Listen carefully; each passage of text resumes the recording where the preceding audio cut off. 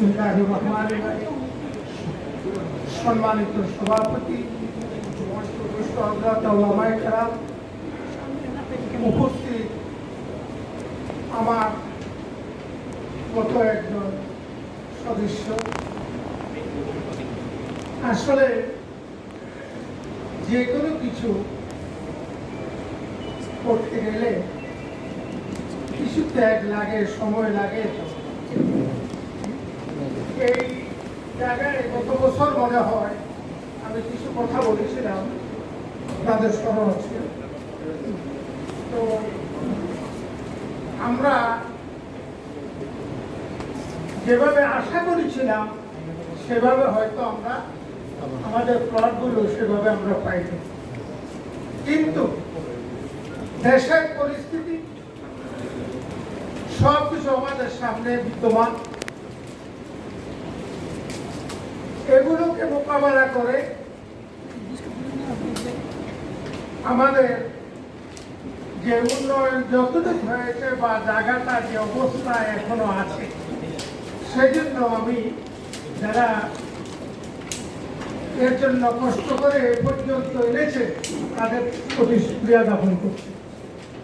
আমার এক ভাই আমার পূর্বে বলে গেছেন, ওলামায়ে কেরামের মাধ্যমে যেগুলো এরকম উন্নয়নমূলক কাজ হয়েছে সেগুলো আসলে সমাপ্তি হতে খুব কমে পেরেছে। এই কথার সাথে আমি দ্বিমত পোষণ করি, এই জন্য যে এটা ওলামায়ে কেরামের জন্য একটা কলঙ্ক, বড় অধ্যায়। আমি মনে করি ওলামায়ে কেরাম যেটা করবেন সেটা কামিয়াব হবেন, আনসার ইনশাআল্লাহ কামিয়াব হবে।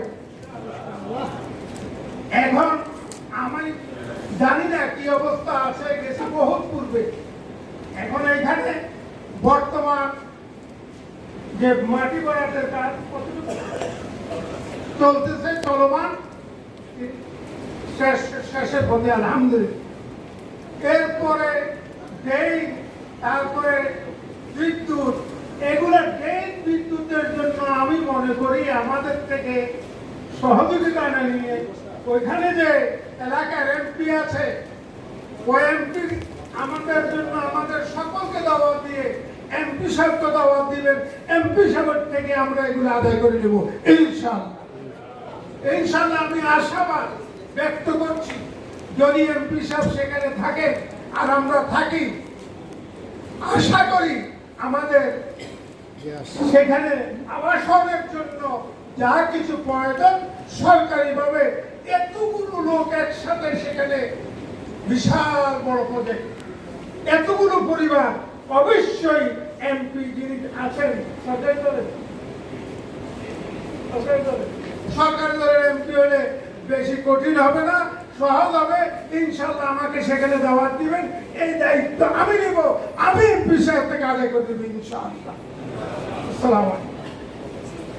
কমিউনিটি হবে, যে কমিউনিটি দেখে সবাই মুগ্ধ হবে ইনশাআল্লাহ। ইনশাআল্লাহ আমরা যদি সেই সময় পর্যন্ত ধৈর্য ধরি, আমরা এই আলেম ওলামাদের সমাজ যে কি করতে পারে সেই জিনিসটা আমরা কিন্তু একটা উদাহরণ স্থাপন করতে পারি। তো সেটা কিন্তু হবে যদি আপনাদের সম্মিলিত প্রচেষ্টায়, আপনাদের ধৈর্যের মাধ্যমে এবং আপনাদের সবার সম্মিলিত প্রচেষ্টার মাধ্যমে কিন্তু হবে।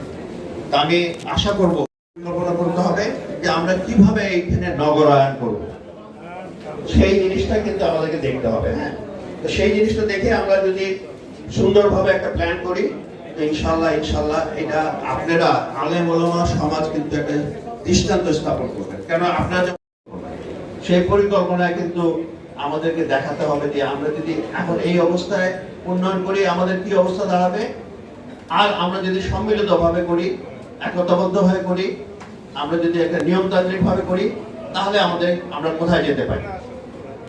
তো অ্যাকচুয়ালি সেই কাজটাই কিন্তু আমি করব, তার কারণ এই কাজের কিছুটা অভিজ্ঞতা আমার আছে। সেই অভিজ্ঞতার আলোকে আমরা যেটা করবো যে এই প্রজেক্টের একটা প্রোফাইল বানাবো। এই প্রজেক্টটা কিভাবে, আপনারা এখন পর্যন্ত যেটা দেখছেন সেটা হচ্ছে প্লট, আর আমি যেটা দেখাবো সেটা হচ্ছে বিল্ডিং দেখাবো।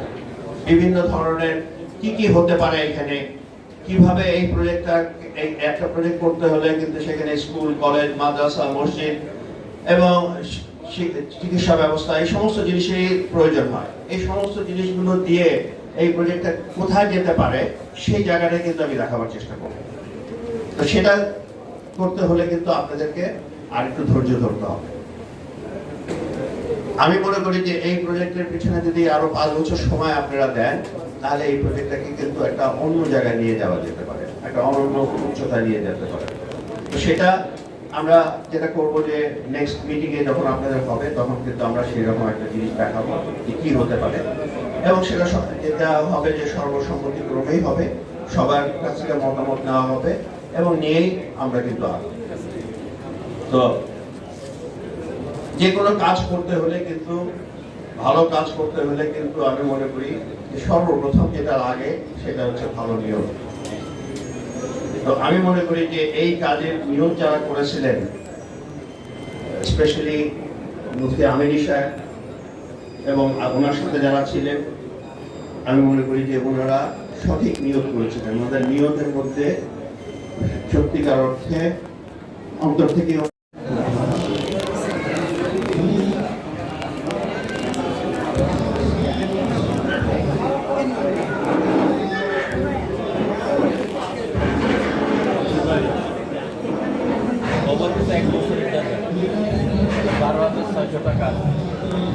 পরিকল্পনা করতে হবে যে আমরা কিভাবে এইখানে নগরায়ন করব, সেই জিনিসটা কিন্তু আমাদেরকে দেখতে হবে। হ্যাঁ, তো সেই জিনিসটা দেখে আমরা যদি সুন্দরভাবে একটা প্ল্যান করি, তো ইনশাল্লাহ এটা আপনারা আলেম ওলামা সমাজ কিন্তু একটা দৃষ্টান্ত স্থাপন করবেন। কেন আপনারা